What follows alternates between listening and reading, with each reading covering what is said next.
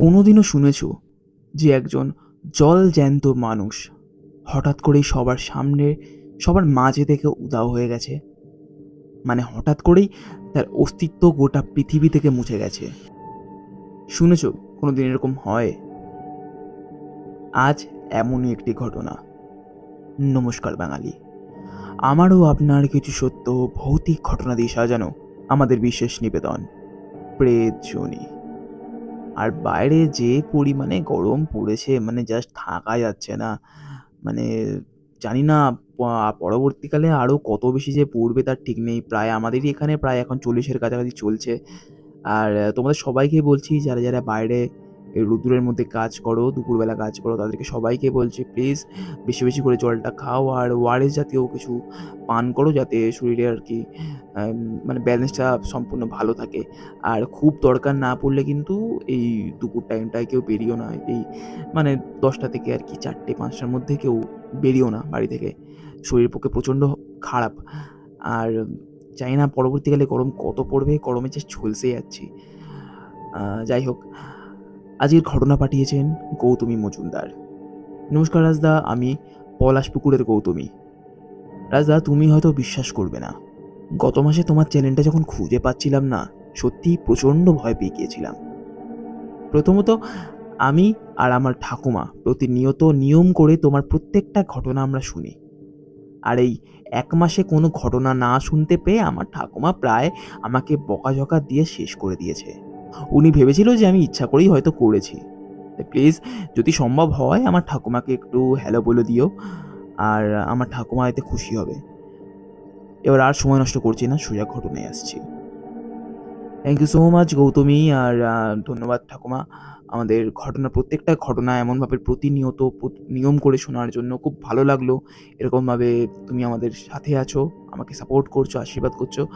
আর সত্যি আমার চ্যানেলটা আর কি ডিলিট হয়ে গেছিলো, তাই প্রায় 1 মাসের কাছাকাছি আমি কোনো ঘটনা দিতে পারিনি। আর এই 1 সপ্তাহ হবে হয়তো আমার চ্যানেলটা আবার ব্যাক পেয়েছি, যার কারণে আবার তোমাদেরকে আমি ঘটনা শোনাতে পারছি। তাই গৌতমীর এতে কোনো দোষ নেই।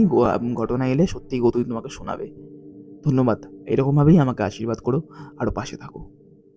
আমাদের ঘটনা বলার মধ্যে বেশিরভাগ সময় আপনারা ভূত প্রেত, কালা জাদু, তন্ত্রমন্ত্র, জিন ইত্যাদির কথা শুনতে পাবেন।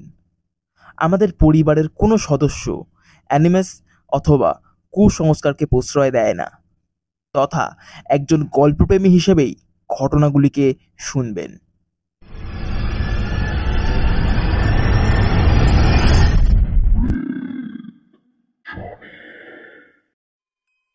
ঘটনাটা আমাদেরই পাশের পাড়ার একটা মুসলিম পরিবারের সাথে ঘটেছিল। ঘটনাটা ওই 2017 গ্রীষ্মকালের সময়। ওই বাড়ির পরিবারের কথা যদি বলি তবে ঠিক এরকম। পরিবারে মাত্র 3জন সদস্য, ঠাকুমা, শাহিনা ও তার মা। শাহিনা আমাদের স্কুলেই পড়তো, আমার টিউশনের ব্যাচমেট ছিল। খুব ভালো বন্ধু না হলেও প্রত্যেক দিন আমাদের কথা ঠিকই হতো। শাহিনা ওর বাবাকে কোনো দিনও দেখেনি। ও জন্মাবার 4 দিন আগেই ওর বাবা মারা যায়। তবে ওই নিয়ে সত্যি বলতে ওর পরিবার বা পাড়ার লোক শাহিনাকে কোনো দিনও কোনো কথা শোনায়নি। হয়তো এখনো অনেক এমন পরিবার আছে যারা ও মেয়ে অলক্ষী, ও মেয়ে অশুভ বলে এমন কথা শোনায়। এবং এখানে বলে রাখা ভালো যে শাহিনাদের অবস্থা প্রথম থেকেই খুব একটা ভালো ছিল না।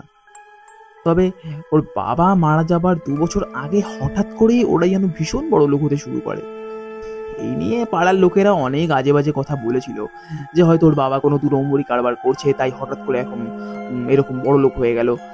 তবে কারোর কথায় কি কারোর উন্নতি থেমে থাকে? ধীরে ধীরে ধন সম্পদ যেন আরো বাড়তে থাকে শাহিনাদের। তখন আমার বয়স হলো। তখন সবে আমাদের শরীরে কিছু প্রাকৃতিক পরিবর্তন অর্থাৎ মাসিক হওয়া শুরু হয়েছে। এটা বলার খুবই গুরুত্বপূর্ণ একটি কারণ রয়েছে, শেষে সবাই বুঝতে পারবে। একদিন এমনি শাহিনা ও আমি আমাদের টিউশন থেকে ফিরছি, তা আমি কথায় কথায় বলে উঠি, এই তোর কি হয়েছে বলতো, হঠাৎ করে চুপচাপ হয়ে গেছিস কেন? শাহিনা তখন অমন গম্ভীর মুখে উত্তর দেয়, কই, না না কিছু না। আমি একটু জোর দিয়েই বলি, বাড়িতে কোনো সমস্যা হয়েছে? আরে তোকে বললেও তুই বিশ্বাস করবি না, তাই তোকে বলে লাভ নেই। চল চল বাড়ি চল। আরে বলে তো দেখ, শাহিনা বলতে শুরু করে। জানিস তো, এই কমাস ধরে না আমার সাথে ভীষণ অদ্ভুত কিছু জিনিস ঘটছে। আমি জিজ্ঞাসা করি, কি ঘটনা? শাহিনা বলে, আমার মনে হচ্ছে যে কেউ একটা বা কিছু একটা আমার উপর সব সময় নজর রাখছে। হ্যাঁ রে, রোজ রাতে না ঘুমের ঘরে দেখতে পাই, মানে সম্পূর্ণ বুঝতে পারি আমি যে কেউ একটা ভীষণ লম্বা করে একটা লোক আমার পাশে শুয়ে আছে। ভয় পেয়ে যখন ধড়মড়ে উঠি তখন সামনে কেউ থাকে না। আমিও একটু ইয়ার্কি মেরেই বলি, দেখ ও তোর মনের ভুল হতে পারে। শাহিনা একটু মন খারাপ করে বলে, তুইও বলছিস? সবাই তাই বলছে জানিস তো, আমি বুঝতে পারছি না কিছু। শাহিনার আমাকে এই ঘটনা বলার পর থেকে শাহিনা কেমন যেন একা থাকতে শুরু করে। শুধু একাই না, সবার থেকে আলাদাও থাকতে শুরু করে। এই আলাদা থাকতে থাকতে কবে যে আমাদের বন্ধুদের গ্রুপ থেকে শাহিনা সম্পূর্ণ আলাদা হয়ে যায় তা সত্যিই আমরা কেউ টের পাইনি। আর আশ্চর্যজনক ঘটনাটা ঘটে ঠিক 2 বছর পর, যখন শাহিনার 18 বছর বয়স সম্পূর্ণ হয়। হঠাৎই সারা পাড়ায় শোরগোল পড়ে যায়, কারণ শাহিনা নিখোঁজ।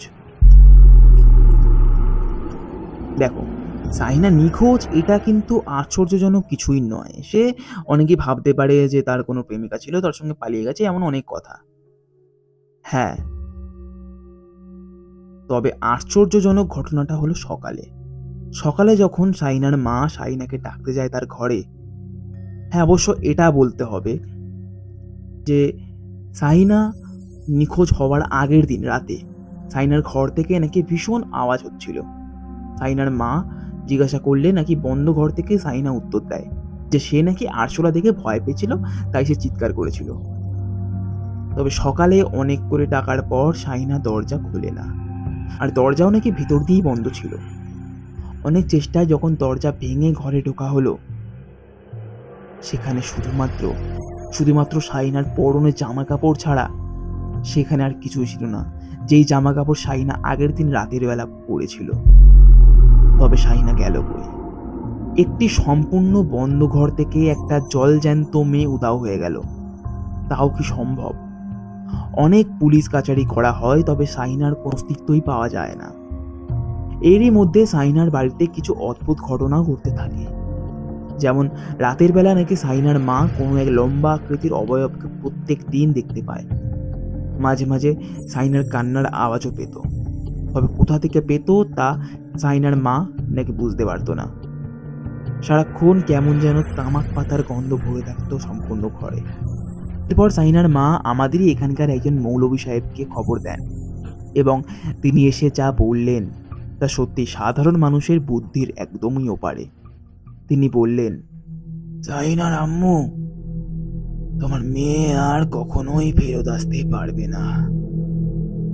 শাহিনার আব্বু কোনো এক খারাপ জিন্নাতের পাল্লায় পড়েছিল, আর ওই জিন্নাত এমনি এমনি আসে না, তাদেরকে ডাকতে হয়। আর শাহিনার আব্বুও কারোর কাছ থেকে সেই প্রক্রিয়া শিখে জিন্নাতের কাছ থেকে কিছু জিনিস চায়।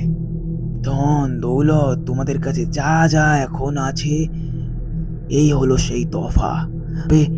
জিন্নাত তার বদলেও কিছু চায় তোমার শহরের কাছে, তোমার সন্তানকে। জিন্নাত তোমাদের সন্তানকে চেয়েছিল। এতে শাহিনার আব্বু রাজি হয়, আর এরা কোনো মনুষ্য কন্যাকে যদি পছন্দ হয়, তবে সম্পূর্ণ মহিলা হয়ে ওঠার আগে, মানে 18 বছর বয়স হওয়ার আগে এরা তাদের জগতে নিয়ে যেতে পারে না।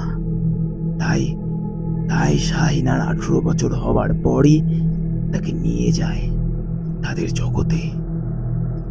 হয়তো আগে আমার কাছে গেলে আল্লাহর মেহেরবানি কিছু করা যেত, তবে এখন আমি কিছুই করতে পারবো না। শাহিনা সম্পূর্ণভাবে গেছে ওদের জগতে। এই ঘটনা শুনতে যতটাই অবাস্তব, ততটাই ভৌতিক, ততটাই ভয়ের। জানি না তোমাদের মধ্যে কতজন এই ঘটনা বিশ্বাস করেছো, তবে হয়তো আমার চোখের সামনে ঘটাতো ঘটনাটা, তাই হয়তো আমি বিশ্বাস করতে বাধ্য হলাম।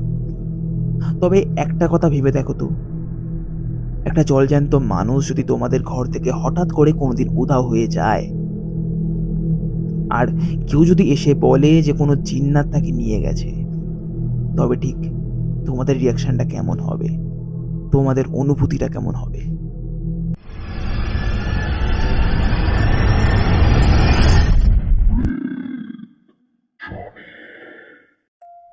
কেমন লাগলো আজকের ঘটনা? আশা করছি আজকের ঘটনা তোমাদের ভালো লেগেছে। ভালো লাগলে কিন্তু অবশ্যই একটি লাইক এবং একটি সাবস্ক্রাইব করতে কিন্তু কেউ ভুলবে না। আর অবশ্যই কিন্তু শেয়ার করতে ভুলো না তোমার বন্ধু-বান্ধব ও পরিবারের সঙ্গে। আর ধন্যবাদ গৌতমী এরকম একটি ঘটনা পাঠানোর জন্য। মানে জাস্ট ইনক্রেডিবল একটি ঘটনা, মানে মারাত্মক ভয়ঙ্কর একটি ঘটনা এটা। ভাবা যায় না যে হঠাৎ করে কোনো মানুষ আর কি এরকমভাবে কোনো ঘর থেকে উধাও হয়ে যায়। আমি জানি না যাদের সঙ্গে এই ঘটনাটা ঘটেছে তাদের ঠিক অনুভূতিটা কেমন। আর সত্যি মানে বলে তো একটা কথা বলে না যে সবসময় খারাপ জিনিস বা খারাপ কর্মের ফল সবসময় খারাপই হয়। তাই তাই হয়তো শাহিনার বাবাও বাঁচতে পারেনি। শাহিনার মানে জন্ম হবার ২ থেকে ৩ দিন আগে নাকি মারা গিয়েছিল।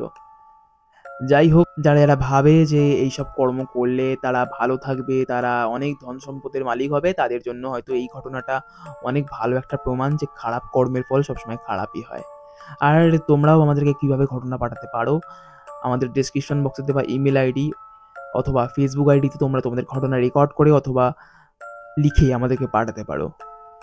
আমি ফিরছি পরের বৃহস্পতিবার ঠিক রাত ১১টায়। আজকের জন্য সকলকে শুভরাত্রি।